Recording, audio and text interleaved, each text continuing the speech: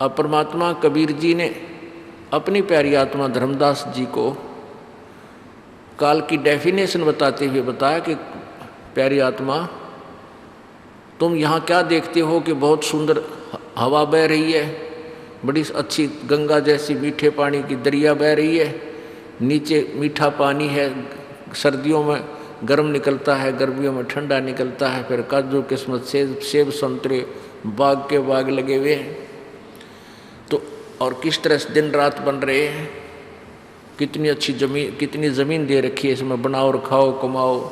तो ऐसे देखते हैं तो ये यहाँ का भगवान, यहाँ का स्वामी, यहाँ का मालिक हमें परमात्मा दिखाई देता है। परमात्मा माने श्रेष्ठ भगवान, श्रेष्ठ आत्मा, अच्छी आत्मा।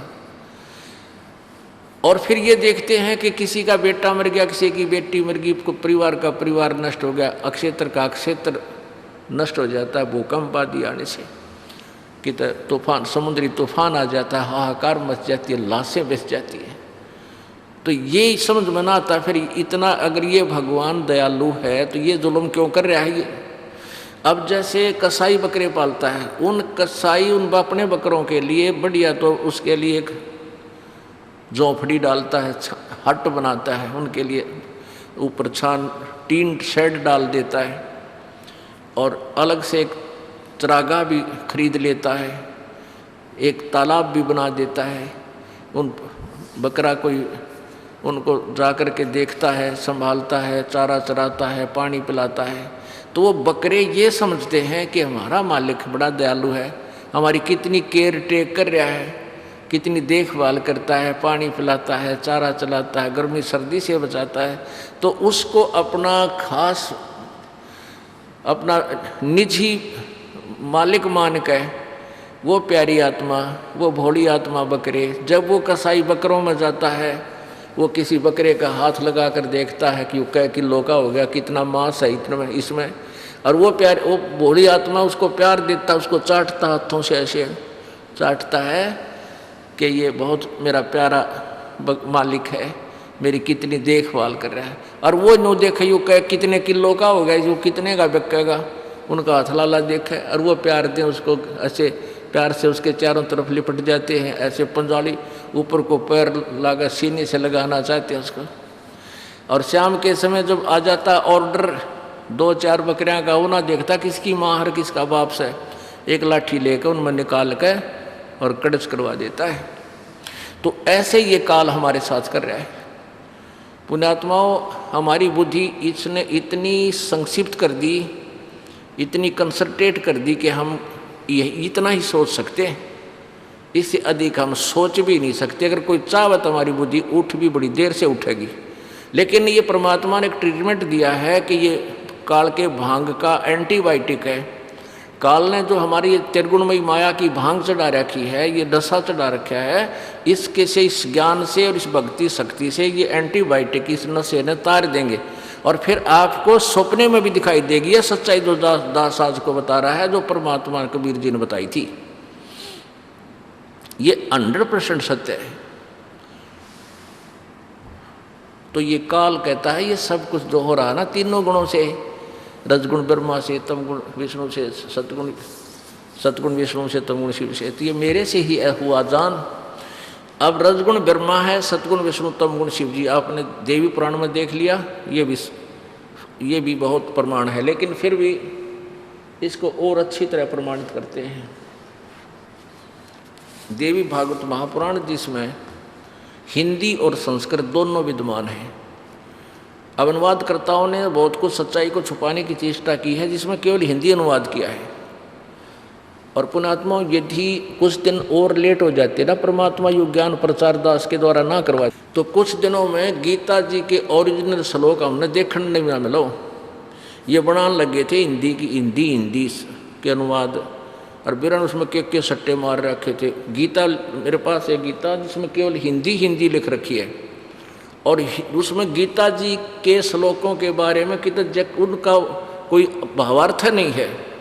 बिरन क्यों बना रखे, राजा ने 15वें अध्याय का पाठ किया था गीता जी का, उसको पुत्र प्राप्ति होगी, एक नंबर में का किया था उसको ऐसा प्राप्ति, इस तरह की बकवाद गढ़ रखी न।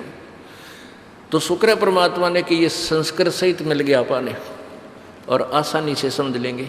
तो ऐसे ही जैसे गीता प्रेस गोरखपुर से प्रकाशित ये केवल हिंदी बना दी इन्होंने पुराणों की, फिर भी सच्चाई बहुत कुछ विद्यमान है।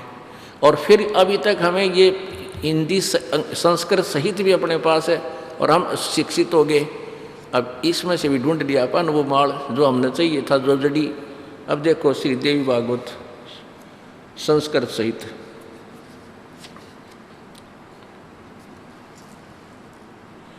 हिंदी टीका सहित भाग 1।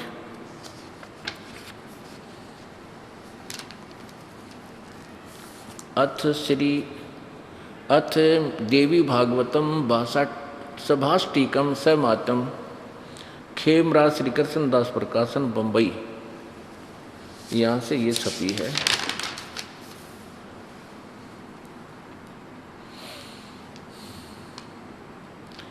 खेमराज श्री कृष्ण दास अध्यक्ष श्री वेंकटेश्वर प्रेस, खेमराज श्री कृष्ण दास स्मारक बम्बई, यहाँ से छपी है। अब इसके तीसरे सकंद में आते हैं।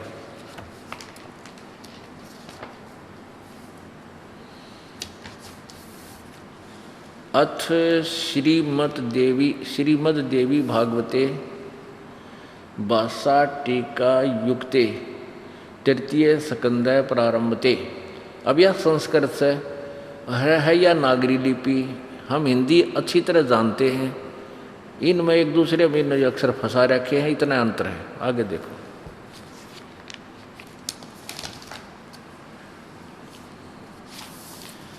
ये 11वां अध्याय है तीसरे सकंद का, ये तृतीय सकंद है, अध्याय 5।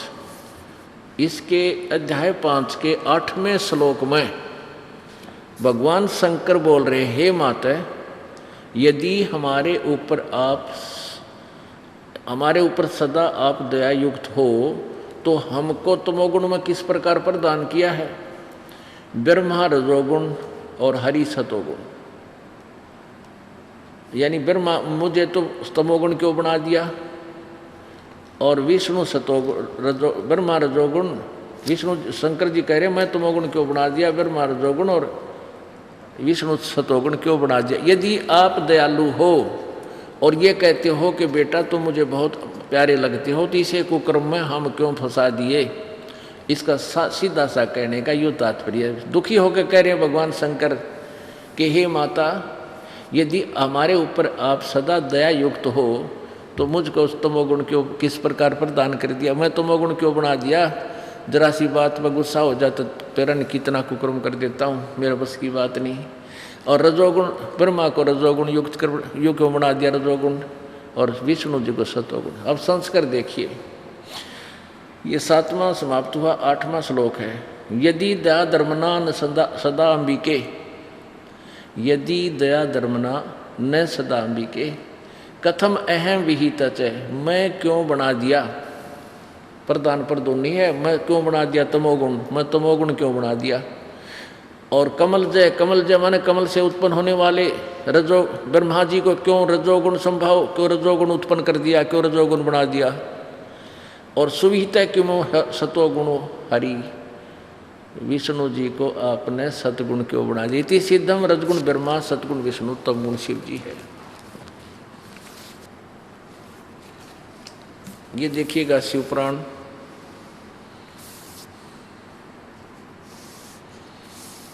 गीता प्रेस गोरखपुर से प्रकाशित है।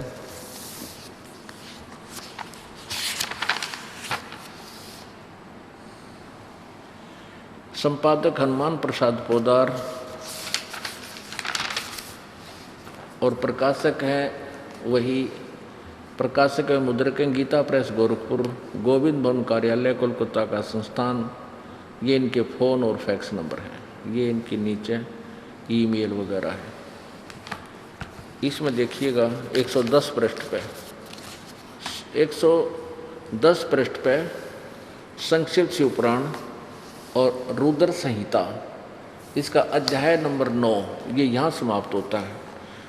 इसके लास्ट में लिखा है कि इस प्रकार सारा विवरण देकर, इस प्रकार ब्रह्मा विष्णु तथा रुद्र इन तीनों देवताओं में गुण है, परंतु शिव गुणातीत माने गए। ये शिव कौन है? यू काल है। ये जो ये सदा शिव को हो चाहे शिव को हो, यू काल है जो ब्रह्मा विष्णु में इसका पिता है। अब ये कंसेप्ट भी यहाँ तक क्लियर करना पड़ेगा। अब देखना इसमें विद्वेश्वर संहिता, विद्वेश्वर संहिता के 25 पृष्ठ से हम पढ़ेंगे, क्योंकि एक समय शंकर और ब्रह्मा और विष्णु जी का आपस में झगड़ा हो गया। ब्रह्मा जी का मैं तेरा बाप, विष्णु जी का मैं तेरा बाप, गुट्टम गुट्टा। तो इनके बीच में भगवान इस काल भगवान ने एक सतम छोड़ दिया था।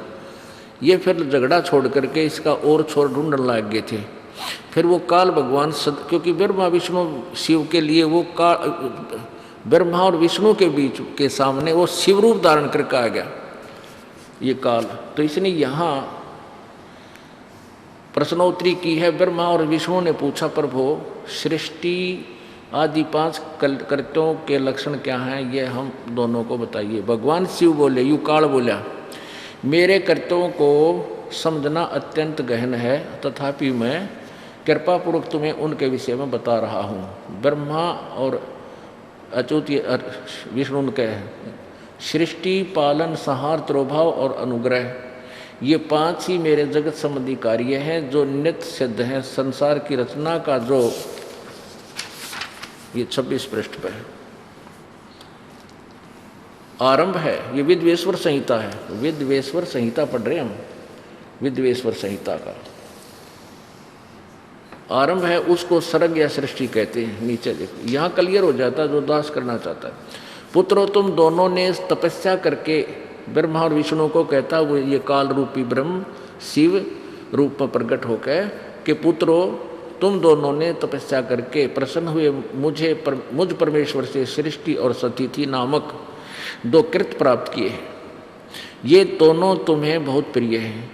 इसी प्रकार मेरी विभूति स्वरूप रुद्र और महेश्वर, अब देख लो 4 तो ये हो गए, ब्रह्मा विष्णु रुद्र और महेश्वर, ये काल से अलग है 4।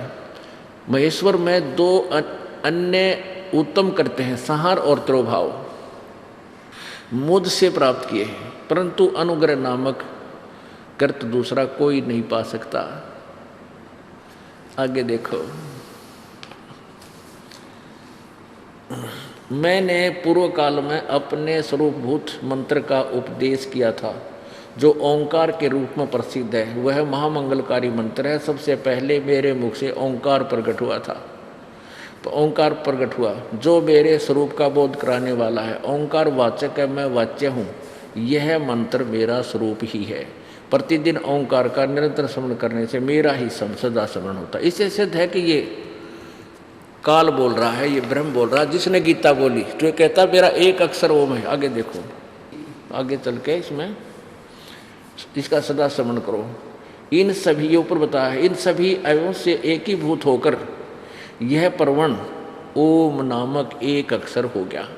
ये ओम एक अक्षर, ये ही मेरा मंत्र है। यह मेरा मंत्र, यह मंत्र मेरा स्वरूप ही है। प्रतिदिन ओंकार का, इस ओंकार माने ओम का निरंतर स्मरण करने से मेरा ही स्मरण होता है। अपने आत्मा ये PhD की तरह आपको ये एक एक अक्षर नारा नारा समझाना पड़ेगा। जब ये अज्ञान हटेगा जो युगों युगों से ठोक दिया हमारे अंदर इन अज्ञानी ऋषि संतों और नकली गुरुओं ने। अब इससे सिद्ध हो गया कि ये जो गीता पुराण बोल रहा है, शिव पुराण, ये काल बोल रहा था यहाँ पर। और ये कहता है कि जैसे इसमें लिखा है कि तीनों गुण, रजगुण ब्रह्मा सतगुण विष्णु तमगुण, इन तीनों देवताओं में गुण हैं और यो काल इनसे अतीत है, गुणातीत, इनसे न्यारा है। अब शुरू कीजिए श्रीमद् देवी या श्रीमद् भागवत गीता। अब इतनी लंबी चौड़ी भूमिका बना गई, अब तक ग्राउंड बना है गीता जी में प्रवेश करने का। अब देखिएगा श्रीमद् देवी भागवत, श्रीमद् भगवत गीता, गीता प्रेस ग्रुप से प्रकाशित, जय दयाल गोविंद का इसका अनुवादक है।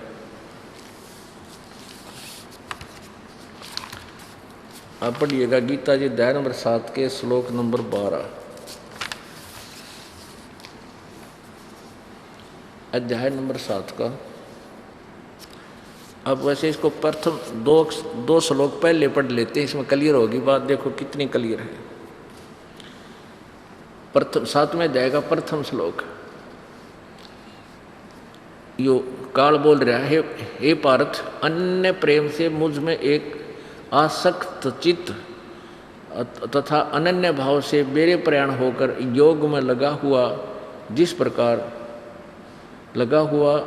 प्रकार से संपूर्ण विभूति बल ऐश्वर्य गुण से युक्त सबके आत्मरूप मुझको संशय रहित जानेगा, उसको सुन। कहते विषा ज्ञान बताऊंगा तो मुझे खूब समझ जाएगा मैं के हूँ। अब दूसरा देखो, दूसरे 7वें अध्याय का दूसरा श्लोक। मैं तेरे लिए इस विज्ञान रहित ज्ञान को, इस विज्ञान सहित तत्व ज्ञान को संपूर्णतया कहूँगा, जिसको जानकर संसार में फिर और कुछ भी जानने योग्य शेष नहीं रह जाता। तोड़ पाट दिया कि ई विषा ज्ञान बताऊंगा तेरे ते, जो इसने समझ जाएगा फिर कुछ भी जानना बाकी नहीं रहेगा। अब 12वें श्लोक में आएंगे। 12वें श्लोक से हम प्रारंभ करेंगे 7वां अध्याय। देखिएगा,